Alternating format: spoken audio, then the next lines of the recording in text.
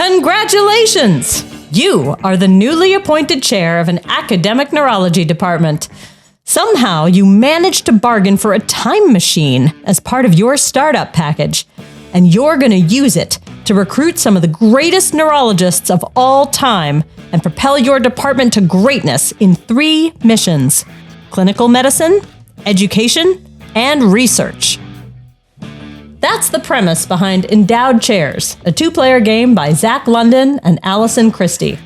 It's a delightful romp that pokes fun at academic medicine while celebrating the accomplishments of some of the greatest women to ever pick up a reflex hammer. The goal is to recruit these luminaries in hopes of getting more points than your opponent in at least 2 of the 3 missions. Let's learn how to play, starting with a look at what's in the box. The game contains 3 mission cards: clinical, education, and research. There are 12 unique luminary cards. The luminaries have different point values for each of the 3 missions, shown in the top left corner. The rest of the cards are action cards. Most of these have actions that will take effect when you play them. Sometimes they'll have modifiers that will give you or your opponent points. And some of the action cards are just neurologic tools, including some combination of safety pins, tuning forks, and different kinds of reflex hammers. For the most part, these just take up space in your hand.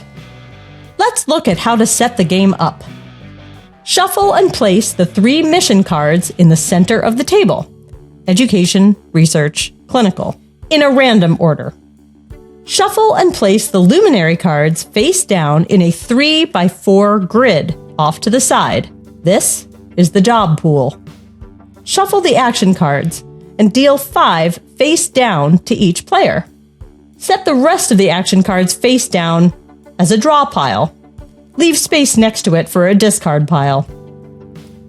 The player who lost this game, or any other game most recently, goes first. Players take turns. You start your turn by taking one of 2 actions. You can either play one action card from your hand, following the instructions on the bottom of that card, and then place that card into the discard pile, unless it specifically tells you otherwise. Or you can discard any number of cards that have the same tool, hammers, pins, or tuning forks, on them. For instance, if you have this hand, you could discard these 3. This fiery orange reflex hammer is worth an extra point at the end of the game, so you could choose instead to just discard the other 2 cards, which both have reflex hammers, and as it turns out, both have safety pins. Next, draw from the draw pile until you have a total of 5 cards in your hand. Now, some of the cards will tell you to take a luminary and assign her to a mission. This means you can choose one of the face-down luminary cards and place it face up on the table on your side of a mission card.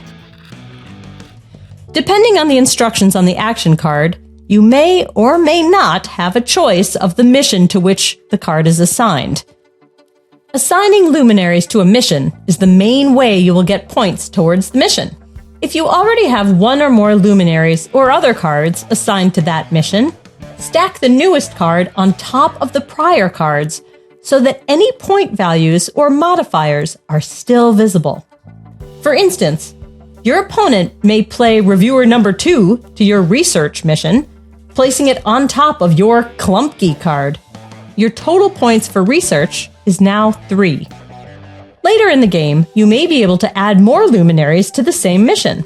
In this example, you assign Dorothy Russell to research also. Reviewer number 2, in all of their wickedness, subtract 1 point from both of your luminaries, leaving you with a total of 6 points for research. A luminary whose picture is fully showing is unprotected. Once another luminary or other card is assigned to the same mission, the covered luminary has tenure and is considered to be protected.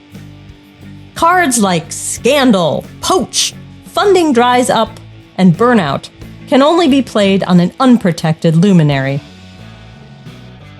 In this case, Augusta Klumpke is protected, but Dorothy Russell is not. The game ends immediately when a player needs to draw cards from the draw pile and there are no more cards to be drawn. The player with the higher total points in at least 2 of the 3 missions wins. If there's a tie, the player with the most total luminaries and grad students wins. If there's still a tie, the player who did not go first wins. And that's it. There is an FAQ section in the rulebook that covers some of the uncommon situations that may arise. But for the most part, if you follow the directions on the action cards, you will know what to do. We hope you love Endowed Chairs. If you'd like to learn more about the remarkable lives of the luminaries featured in this game, visit www.endowedchairs.com.